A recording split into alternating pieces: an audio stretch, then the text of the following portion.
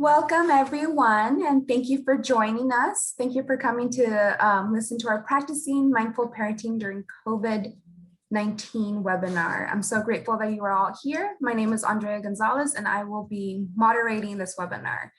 Just as a key reminder, this webinar will be recorded and will be made available on our website. So without further ado, I would like to pass this on to our Executive Director at the Thrive Center, Dr. Pamela Epstein-Keene. Hi, welcome to our webinar today on mindful parenting. I am so grateful to have my dear colleague, Dr. Joey Fung, and a scholar in the field that I have long admired, Dr. Trish Broderick. And we are going to be talking about mindful parenting. I should not say we. I will be taking copious notes as a parent of 3 quarantines and very eager to learn more from these 2 experts and scholars. One of the many qualities that I very much appreciate about both of them is not only are they brilliant, but they have a passion and deeply care about transforming lives and equipping people with tools so that parents can enable their kids to become their best selves, or as we say at the Thrive Center, so that kids can thrive. So we're grateful for you being here. Hope this is an encouraging and affirming and equipping time for you. Thank you so much, Dr. Fung of Fuller Seminary and Dr. Broderick, who is a research associate at Penn State, also is part of the Stress Reduction Center at Westchester University in Pennsylvania, and has many, many credentials. We're grateful for your taking your time to be with us today. I will turn it over to you. Thank you. Well, welcome everyone. Thanks, Dr. King, for the introduction. Before we begin, I'd like to give us a little bit of a roadmap. We'll talk about parenting stress in the backdrop of the coronavirus. We'll talk about what mindfulness and mindful parenting is. And then we'll talk about how we can apply the mindfulness practices as we relate to ourselves as parents or caregivers, and as how we relate to our children. Mindfulness is not really a theory or a thought exercise. It is meant to be experienced and practiced. So in this webinar, there'll be 2 opportunities where we'd like to invite you to join us in practicing mindfulness. And I'm channeling my YouTube workout instructor that we are striving for progress, not perfection. So it doesn't have to be perfect. And we will invite you that to the extent that you feel comfortable, that you can join us. So parenting is hard, and parenting during the pandemic and extended lockdown is particularly hard. There's stress, there's burned out, fatigue, and this constant juggling. And for some, the reopening of school and hopefully things being slowly going back to new normal may be the light that we see at the end of the tunnel. But at the same time, we know that change, even though if it's good change, can be stressful. So for kids going back to school, maybe it's actually stressful for the kids, that they may have a new environment or new classroom or teacher. And for some families, it means like a different routine or rhythm. And also for some parents, maybe it's like you've been like running around doing so much this year that having the space and the time a little bit more to yourself means that you realize how exhausted you are. It's like you kind of like collapse on the couch at the end of the day after running around the whole day, and kind of having to catch up on your sleep and on your rest. Even though we may have different circumstances, a common denominator is that we all have to manage stress, different types of stress. And we know that when there's stress, sometimes we may tend to avoid or even suppress. Maybe we want to show a strong side to our kids, and we try to kind of stuff our emotions. We try to fake it till we make it, and we try to pretend that everything is okay. So we put a big smile, a brave smile, even though inside we may feel very anxious or crumbling inside. And you may know from experience that it doesn't really work. It may work in the short run, but in the long run, like kind of all this pressure will build, and one day you may explode, and you may explode in a way that you didn't like, or maybe in front of your kids. On the other end, we may kind of like think about a stress and keep thinking about it. So sometimes thoughts can be like sticky thoughts where the more we think about it, the stickier they get, and or like they're like bunnies that keep kind of multiplying. So at the end of the night before we go to bed, we find ourselves just thinking and ruminating, and the more we think, the more anxious we get.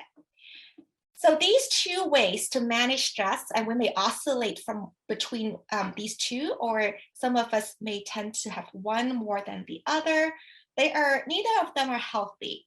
And so we like to introduce a healthier alternative, mindfulness, which is kind of like a happy medium in between the two.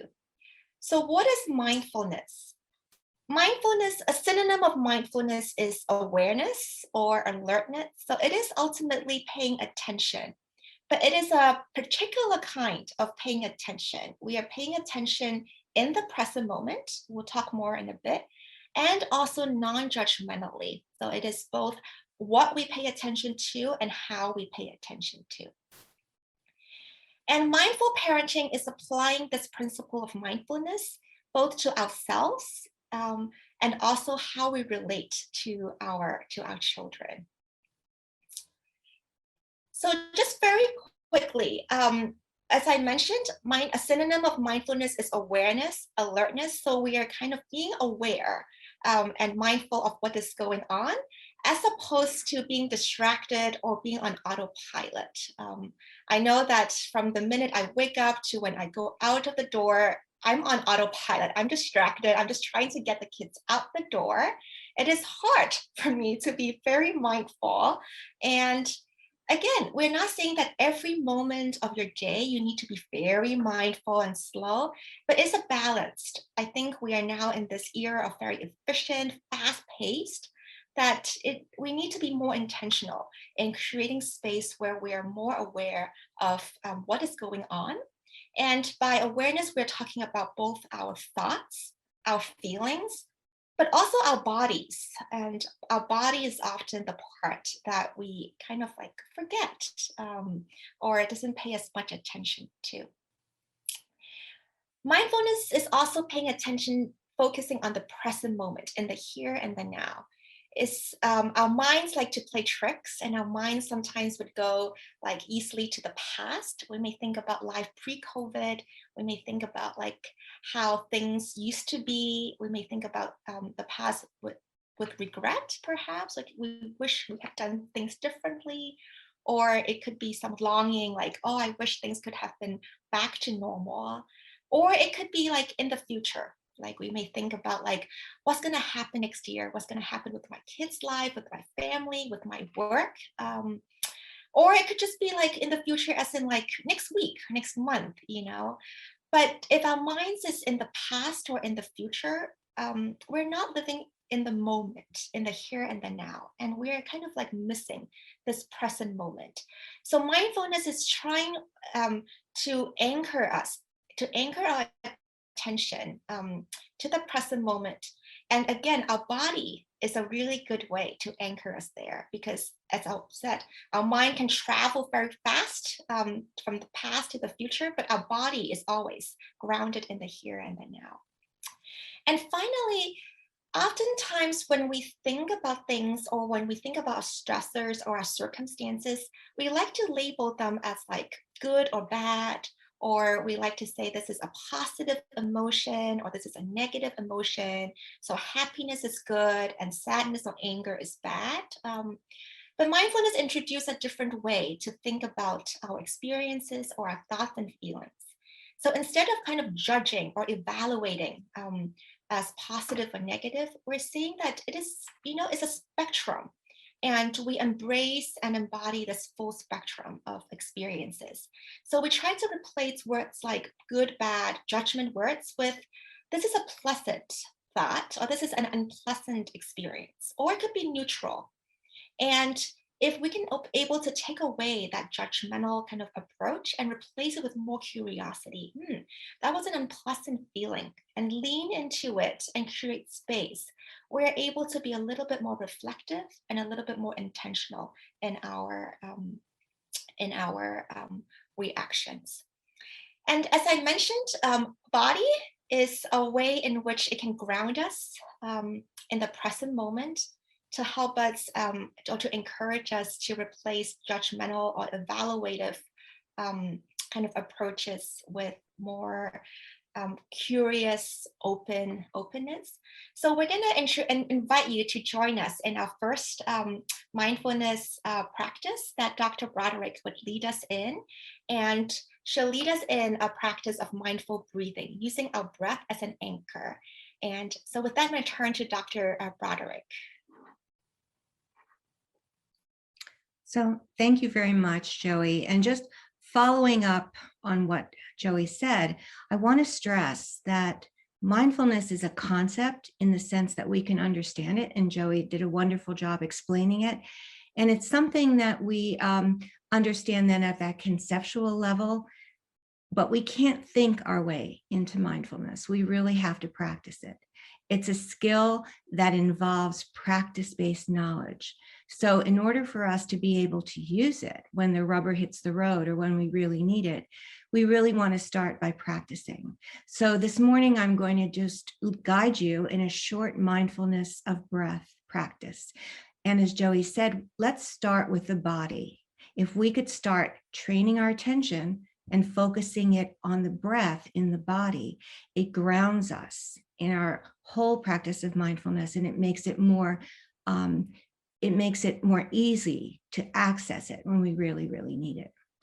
So I don't know where you are in the world, whether you're standing or sitting or walking or even driving perhaps, but if you want to stretch just a little bit and then find yourself a comfortable position in your chair, I'm going to turn my image off, my video off, and I invite you to do the same if you want or not. And I think you could find a place that's quiet if you have a place in your home or wherever you are that you're able to find right now.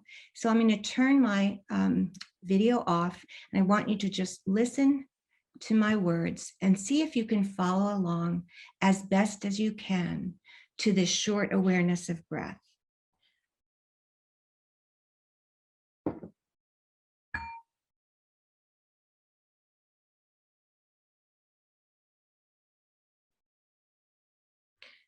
So now that you've found a comfortable position with your feet flat on the floor, your back straight but not too stiff, your hands resting comfortably in your lap, just allowing your facial muscles to relax. And if you feel comfortable, allowing your eyes to close or letting your gaze fall softly in front of you. We'll be spending these next few minutes practicing mindful attention to the breath and just following the breath as it moves in and out of the body. So if you can, just letting go of any thoughts that you may be having, worries, preconceptions, plans, anything you've brought into this webinar this morning, seeing if you can just let that go for a moment. And now directing your attention and finding the breath in your body, wherever that's easiest for you. Perhaps it's the breath moving in and out of the nostrils, feeling the coolness of the in-breath and the warmth of the out-breath. Maybe you can notice it easiest at the chest,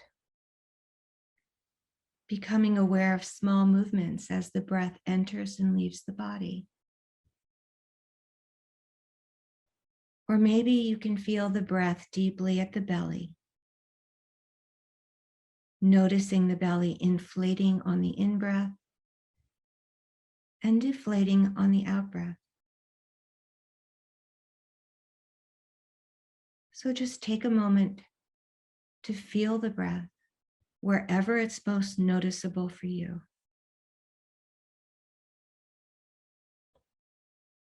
And letting that breath move at its own pace. Remember, there's no right or wrong way to do this. We're just feeling our breath.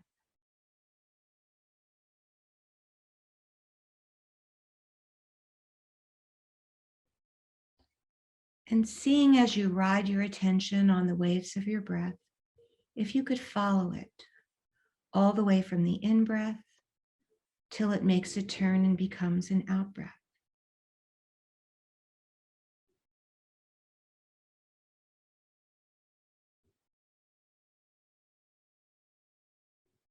And if you wish, placing your hand on your belly or your chest and feeling the movement of breath, whatever that is for you right now.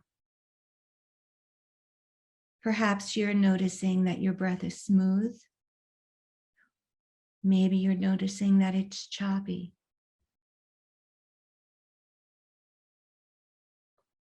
Maybe the in-breath and the out-breath is long, or maybe short.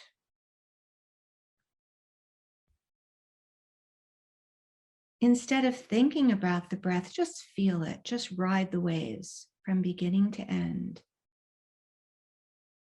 However the breath is for you right now, at this moment in your body.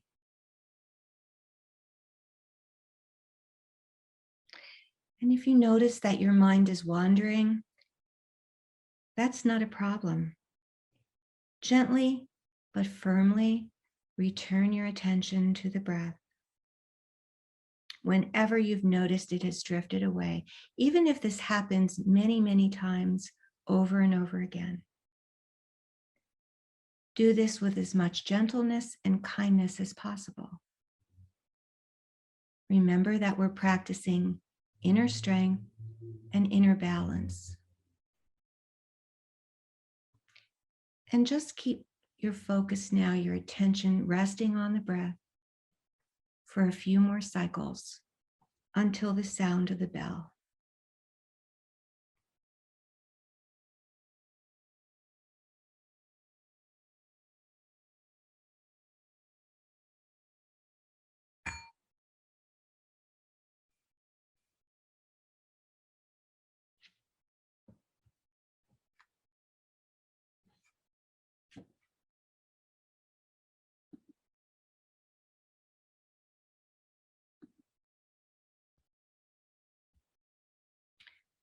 So now coming back to the room or wherever you happen to be, and I'm going to continue. So I just want to talk a little bit about what it's like for parents to relate to yourself in moments of stress. As you can see, I'm not very technologically savvy. And so those kinds of things happen all the time. And maybe this is a really good example for me to share that mindfulness could really help you in this moment. It could kind of help you because you're not only aware of what you're feeling, but you could be kind to yourself when something like this happens and something goes wrong in your family, in your work, whatever. So as we continue, I certainly have lots of examples and I just demonstrated one for you. But all of us share the kind of stress that comes from daily life, which includes things like just navigating the world, getting to a place of work, dealing with paperwork and deadlines that we really don't seem to be able to meet ever, dealing with our family and any issues that come up there. And I luckily, with forethought, put in this picture of technology here. All these things are kind of stressful. Now, what happens normally with us human beings when we have these stressful events is that we have a mind that becomes filled with thoughts. And usually these thoughts sound like this: I don't have enough, and I'll fill in the blank, expertise. You fill in your own blank. I'm blank. I must do something. What will happen if I'm a failure in a certain circumstance? I'm worried about my family. I'm worried about my child. Will I be able to manage all my bills and my work and take care of my family? Or I'll never be able to do it all. All of these thoughts are thoughts that Joey referred to as sticky thoughts. They sometimes come up in our minds and they don't go away very easily. Sometimes they keep us up at night. This is one of the things that mindfulness practice is going to help us see. we'll be able to see our patterns of thoughts. We'll be able to see the ones that pop up over and over again, our top 10 list of thoughts that come into our mind. Not only with mindfulness practice will we be able to recognize our thoughts, but we're also going to notice what feelings are associated with those thoughts.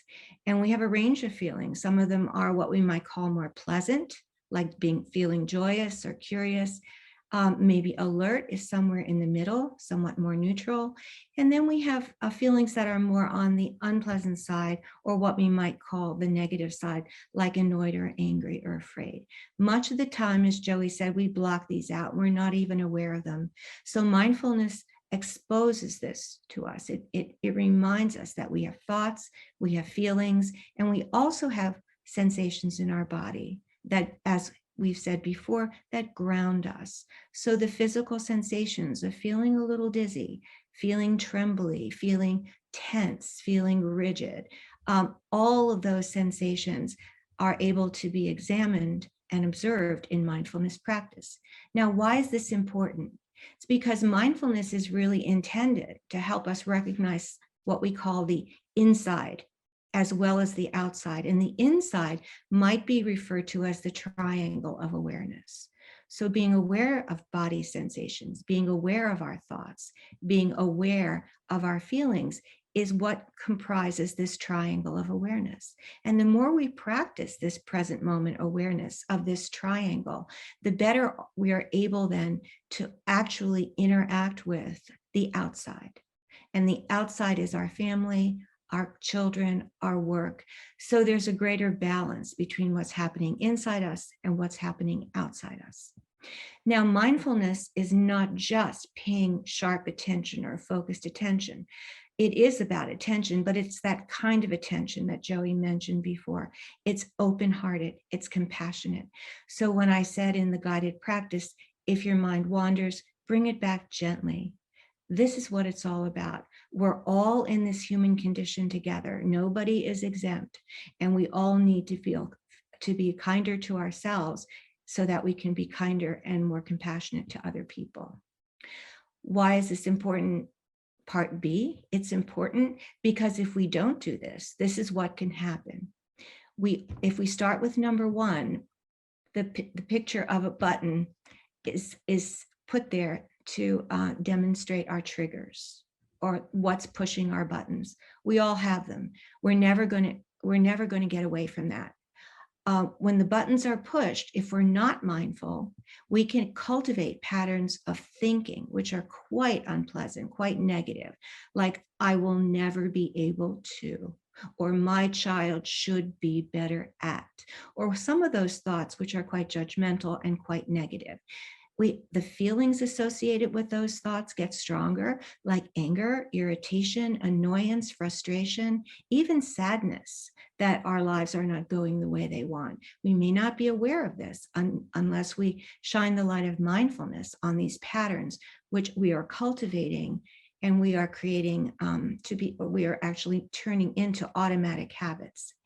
What happens is that the body pays the price, as most of us already recognize. If we start the cascade of these stress responses, our blood pressure increases, we can have stomach illnesses, we have all kinds of physical symptoms that result from a stress system which has gone awry, a stress system that can never be turned off because we're chronically under the influence of our mental stress.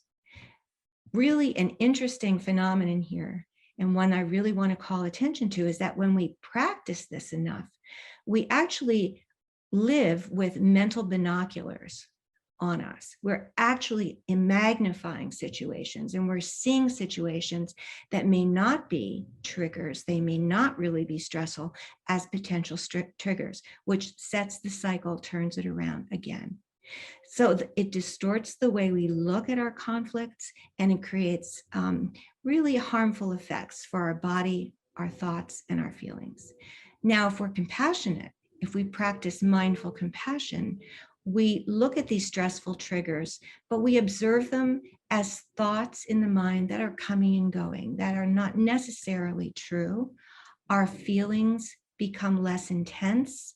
We can distance ourselves a little bit, take a step back. So we may be mildly annoyed with our family, but not angry. And there's a difference there. And we can also practice compassionate habits like gratitude and compassion to self and others.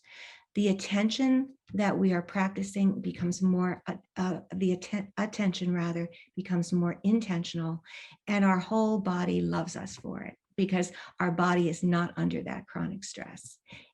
So I'm going to talk a little bit, instead of practicing, about a very short technique called the ABCs of self-compassion. So whenever you find yourself in a situation where you're starting to feel like you're getting overwhelmed, or you're starting to recognize that there are some symptoms in your body, like tightness in your chest, tightness in your shoulders, maybe your breathing starts to accelerate, maybe your mind, you notice that your mind is going to the worst possible interpretation, and you just feel like you're going to scream, or you feel like you're going to lose it. And we've all been there for sure. You're not unique in this.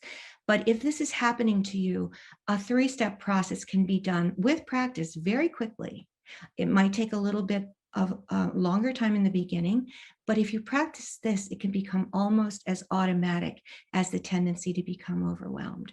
So the first step, A, stands for awareness. And that just means you become aware mentally, maybe inwardly, saying to yourself, this is very unpleasant, or I really hate this situation, or I'm starting to feel overwhelmed, or this is suffering, because it truly is suffering.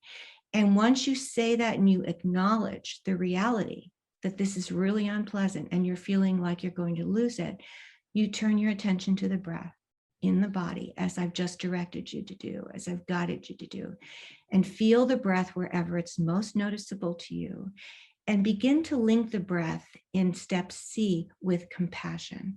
So on the inhale, with your breath moving in, you might inwardly say something like kindness. And on the exhale, on the out breath, repeating inwardly the word patience. So kindness, patience. You may vary the words: compassion, love, calm, balance. And it might be helpful to actually visualize the breath as you take in the kindness, and you, on the out breath, you extend the kindness to whomever it is who's causing you to feel triggered, or to whatever situation you may find yourself in. And so practicing those 3 steps of the ABCs of self-compassion, we can get in the habit, the mental habit of reducing the stress, reducing the tendency for overwhelm, and moving in the direction of self-compassion and compassion for others. And so now I'm going to turn it over again to Joey. Thank you, Trish, for sharing about how mindfulness, I experienced what you experienced just now. I feel like it's almost like, yes, we have to practice this acceptance and compassion to ourselves. And now we're going to turn our attention to talking about how mindfulness can help inform us the way we relate to our child. So the next slide, please. So I think when I think about being as a parent, I think about a very long to-do list, like from cleaning to cooking to working to getting the kids out to prepping meals to like all these things that needs to be done. But ultimately, parenting is a deeply relational process. It is about your relationship with your child, and you bring yourself, your whole self, to your relationship with your child. I still remember a couple years ago, I was working with this family.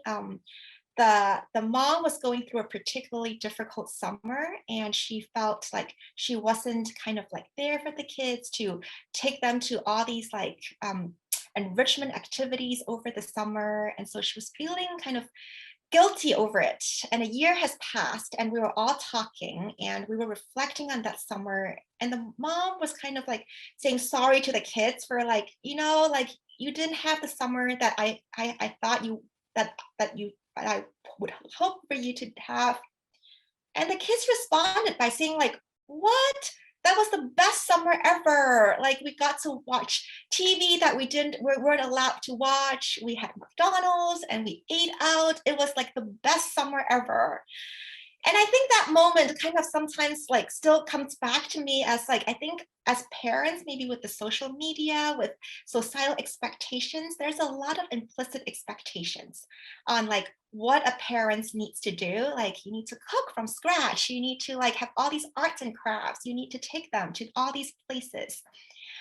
But ultimately the kids like may not remember all these things, but they'll remember what kind of a person you are, the kind of relationship you have with them. And that's what kind of like stick in their minds. So what that means is that oftentimes, I think with mindful parenting, it means that we prioritize the being over the doing.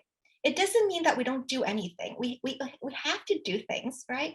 But sometimes when we realize that we are already thin in our margins, then we learn to prioritize. So that night, for example, if you had planned to cook a certain meal, but you're already not feeling like, you know, yourself, you're feeling more stressed. There are certain things that come up at work in the last minute, and your kids are kind of one of those days that are not being very cooperative. You may kind of decide to not cook the meal that you had planned, but instead maybe whip up like some mac and cheese or have some tomato soup or something really simple. So you focus more on the being. You give yourself permission, you know, to say like, okay, I'm gonna be okay to lower standards. Again, it's a season. We're not saying that this will last forever, but there are sometimes seasons or months that are harder, maybe because of your rhythm of your work, maybe because of your family circumstance, maybe because of your marriage. Then we think about this as a season. In this season, certain things I will lower my standards so that I can be more available. I can be more present with my child. Oh, the next one. I was trying to advance the slide myself. Also, mindful parenting is activating this deep compassion and acceptance of our children. So what that means is that I think sometimes we all have expectations of people. We have expectations of ourselves. We have expectations of our kids. And so when that expectation is not met, maybe in the form of like maybe school grades, maybe in the form of like behavior problems or things that we think they are not meeting those expectations, we may feel judgmental. But mindful parenting is really meeting the kids where they are. Change can't happen unless it is in a safe, accepting context. And so what that means is that it doesn't mean that you're not challenging your kids or trying to help your kid grow, but it's really trying to understand and fully accept your child for who he or she is. So for example, one of my kids, I have two boys. One of my boys is really difficult with transitions. He has big emotions and all the transitions, whether it's, you know, going to a new classroom with a new teacher, or even like transitioning from activities, going out the house, as like this, literally this morning, is always really difficult, as opposed to my other kid who is just very mellow and just go with the flow. So what a mindful parenting kind of like stance is that I fully accept that my son has difficulty with transitions. This is an area of growth, but I accept and I kind of like activate compassion and empathy. I know this is hard for him. He has big emotions. And so once I accept that, then I'm able to say, okay, with planning wise, I need to have a lot more buffer time. When that happens, kind of what Trish was saying with the activating the ABC, in that moment, I can say like, okay, this is a hard time. This is a stressful moment, but it is okay. I can go from really, really angry because to maybe like annoyed, to maybe like mildly annoyed. It comes with practice, right? But if I fully accept him as someone who has big emotions, difficult with transitions, then it's actually easier for me to approach these difficult transitions or moments, and I can activate compassion. Again, we're not talking about like this as perfection. Like there's still moments as like this morning when we are not being able to be very mindful or compassionate. But it is, again, it's really progress, not perfection. We're trying to strive towards that. I'm trying to be a little bit more mindful, a little bit more less reactive, which we'll talk about in our next slide, when we approach these circumstances. And the same goes with ourselves. Kind of sometimes we can tend to judge ourselves because we have these expectations that we place. Like we feel like we have to be this like super parent, that we can do all the work and take care of this and do all of that. But part of like mindful parenting is really accepting that we as parents have limits too. And so it is important that your needs as parents, as caregivers, are as important as that of the children. And you also want to model that self-acceptance to the kids. And mindful parenting is being about intentional versus reactive. I think being mindful doesn't mean that you fully accept your kid and you don't discipline. That's not what we're talking about. But there's a difference between disciplining out of anger, like in the moment I'm so angry, so I yell at my kid, versus disciplining out of a place where you're being intentional and you're being kind, even when you are very firm in disciplining. And this requires space. Like when our margins are so thin, when we are so stressed, when we can't really think straight, because we are distracted and we are so anxious, it is hard to discipline in a firm but kind and gentle way. Like sometimes we resort to like reactive, like forms of discipline that we may regret later. So mindful parenting is really focusing that because of that relational piece, because of that, we bring our full self and our kids absorb our emotions and our kids absorb kind of like who we are. We are trying to say that in order for us to parent well, we want to make sure that we are in a place that we are mindful of our thoughts, feelings, and our body, what Trish was talking about, so that this awareness of our inner space allows us to then respond and discipline and react to situations that are more intentional and more proactive versus versus like reactive. So the next slide, I think, is part of it is also infusing mindfulness in our practices. I think mindfulness can take the form of meditations, so mindful breathing, or other practices like the body scan, which you'll get scripts and information in the handouts. But also I think about like really infusing it in a lot of our activities. Again, we're not saying that we need to be mindful 24/7. It's not really possible. But in this fast-paced kind of like time and age, we want to be intentional in thinking about ways how we can incorporate into our day-to-day lives.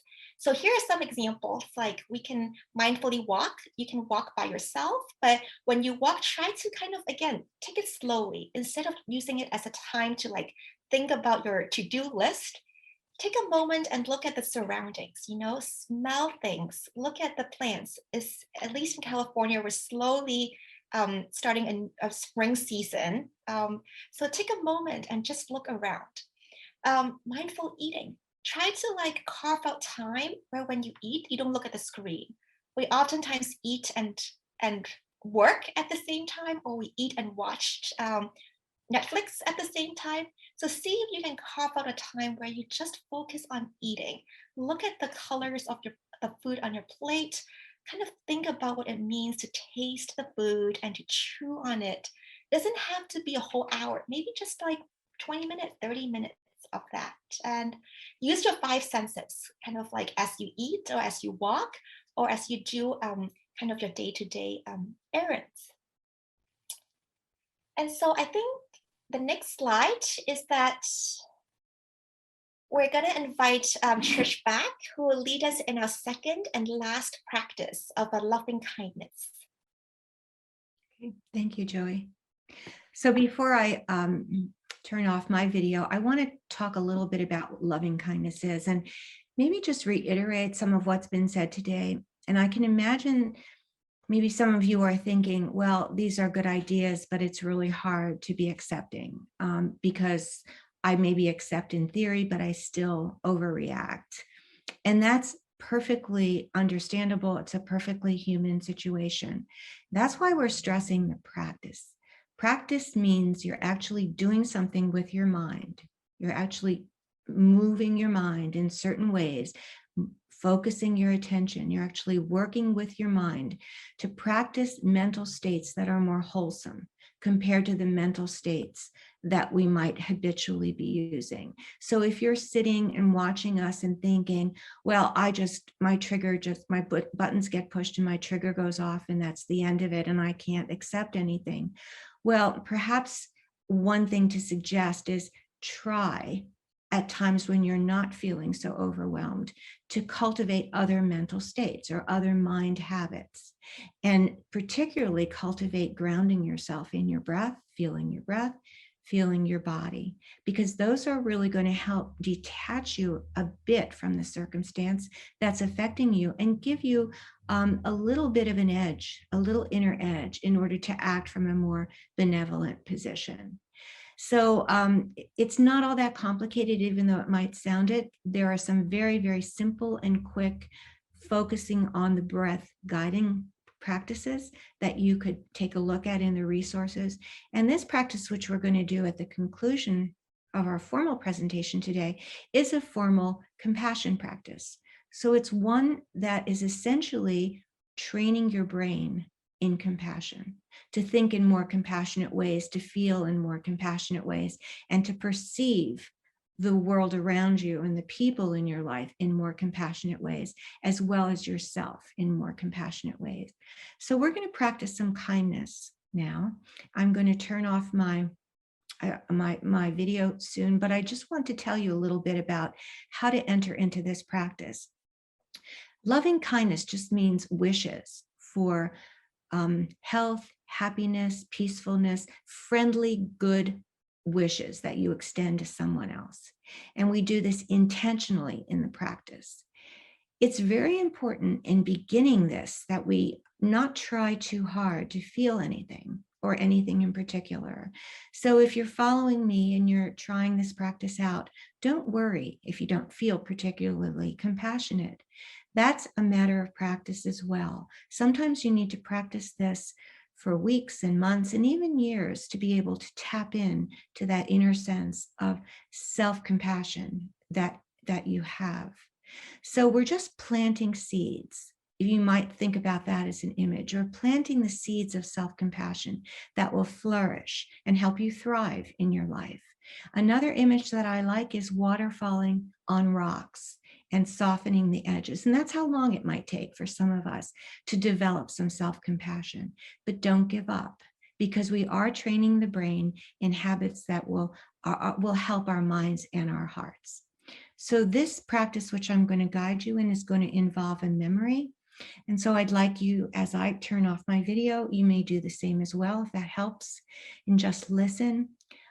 I'd like you, if you want to stand and stretch a little bit, because we've been sitting for a while, and then sitting back down, or even lying down on the floor, on a mat, or wherever, and just becoming aware of your breath in your body as you sit here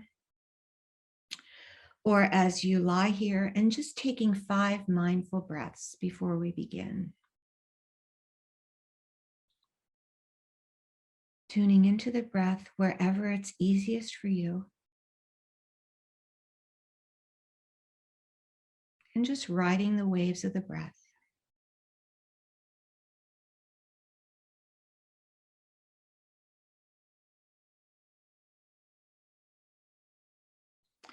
And so to help us in this practice of loving kindness, we'll be bringing to mind something you've experienced before. And we'll let that image and that memory help us practice kindness right now. So now that the mind is settled and your body feels at rest as much as is possible for you, bring to mind a time when you felt a loving connection with your child. If you want to include more than one child in this practice, go ahead. You can just change the words mentally as we go along. Now, this memory doesn't have to be something big. It could be a small thing, like sharing a smile or a joke. It could be a memory of holding your child in your arms as an infant. It could be a memory of playfulness when they were a toddler. It could be a trusting look that you remember, the trusting look in their eyes as they ran towards you for a hug. Take whatever memory comes, don't overthink it. It could be something that happened long ago or something that happened very recently. And as you sit here with this memory, try to make it as vivid as possible in your mind. Remember the whole experience, the setting, the words, maybe noticing what you felt in your body at that time. And perhaps now, seeing if you could notice what you're sensing in your body. In this moment, there may be some lightness around the chest area, around the heart center, as you recall this memory. Maybe you're noticing some warmth. Maybe your breath is slowing down a bit. Perhaps there are some thoughts that are coming up in your mind, or any emotions that may be present. Just seeing if you can become aware of them as you hold this image of yourself and your child as vividly as possible. Some feelings that might come up could be unexpected, and some might even be bittersweet. Just take whatever comes.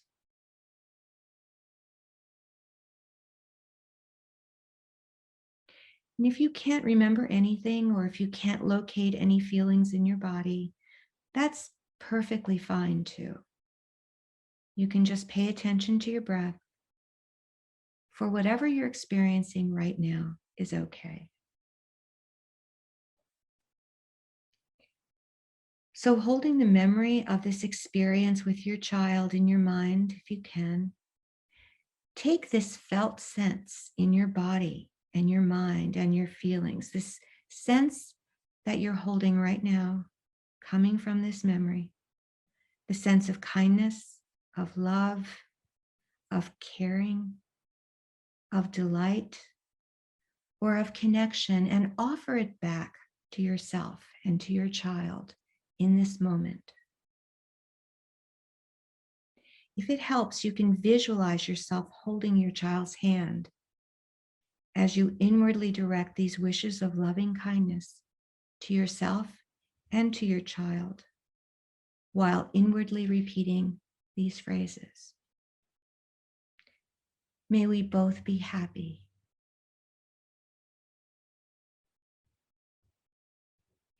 May we both be peaceful.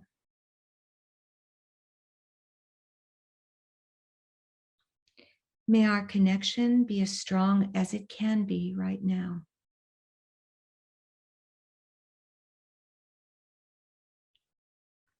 May we both feel safe and protected.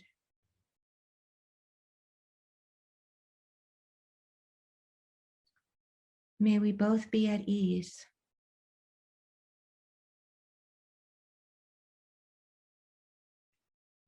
And may we both be filled with joy.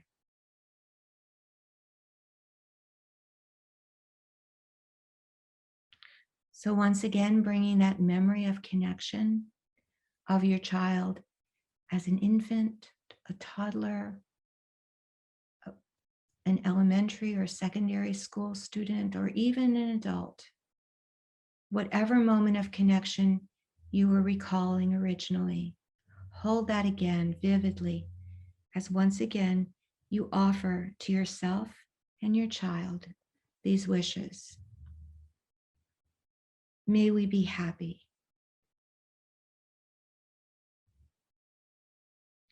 May we be peaceful.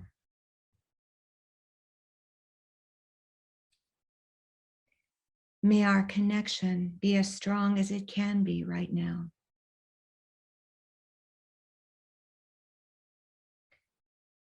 May we both feel safe and protected.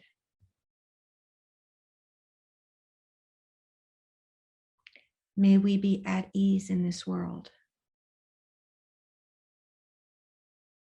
And may we be filled with joy. So just for a few moments, choose to continue to extend loving kindness to yourself or to the person you feel close to or want to be close to. Remembering it's best not to try too hard to feel something. We're just planting the seeds of kindness and compassion. We're practicing the wish to be peaceful, happy, strong, and at ease. So just doing the best you can right here and now, building the seeds of kindness that support your inner strength.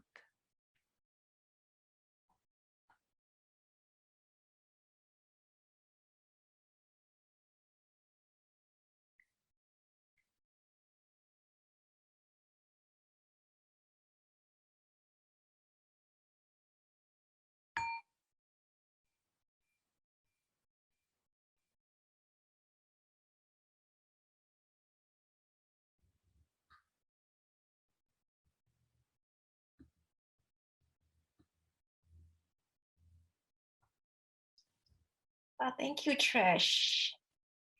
Pleasure. So we'll end with just a few takeaways that parenting is stressful. So self-care is really the first step, because if you're not taking good care of yourself, you can't really offer what you don't have to your kids. And in the midst of like all these information about what are the best practices, effective strategies, we want to highlight that mindful parenting or caregiving is really about the being versus the doing. And as much as possible, replace judgment towards yourself or towards your child with acceptance and compassion. So after I think this webinar, you will receive resources from us. So we have 2 handouts that includes both scripts of different practices that you can take. And as Trish has mentioned, it's much easier to practice when you're not stressed. Like in the moment of stress, I can't really mindfully breathe. But if I have enough practice beforehand, then I'm ready for battle. So when the moment hits, then I am ready, or I'm a little bit more ready. I don't think I would ever be ready. I will be a little bit more ready than without the practice. And aside from these handouts, we also have some online resources of blog posts related to this topic. And also, I wanted to highlight a particularly helpful resource that has benefited me and my research team. Trish has created this beautiful resource of learning to breathe curriculum. It has lots of activities and information, but also practices that are very suitable for kids and adolescents. And there's a second edition that's coming out later this year. So be on the lookout for that. So with that, I think we have a few minutes to take questions. If people have questions, I think you can send them to through the Q&A feature.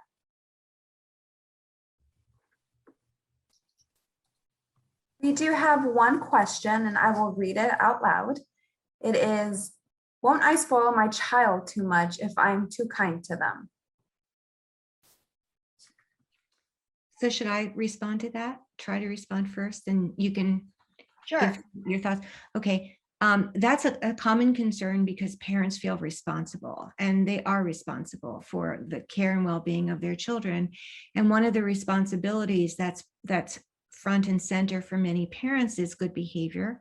And we know that some of the things that push our buttons quite literally very often are misbehavior of our kids. So we have this dilemma. And I think that my answer to this would be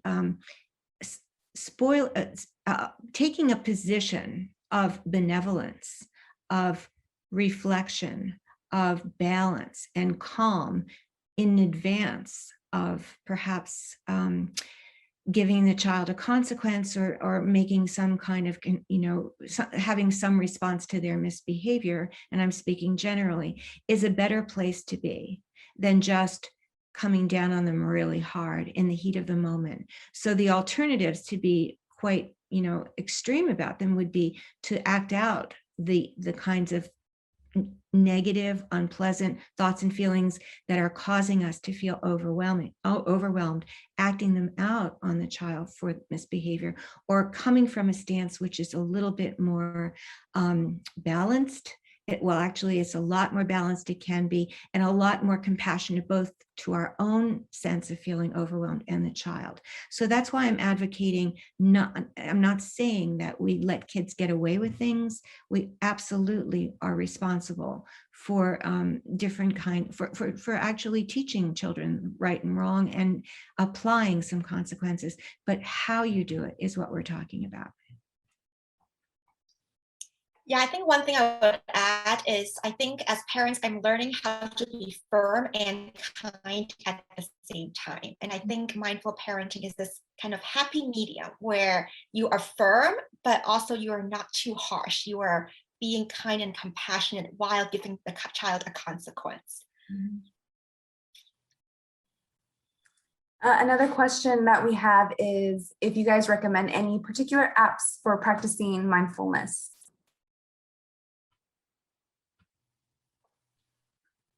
I don't know of any mindful parenting app, but in mindfulness in general, it's a good idea to do it. And I know that there are many apps. I'm not really equipped to mention anything specific. I do know that Learning to Breathe is going to have an app soon, or in the near future, which might be helpful for the students as well, or your children as well.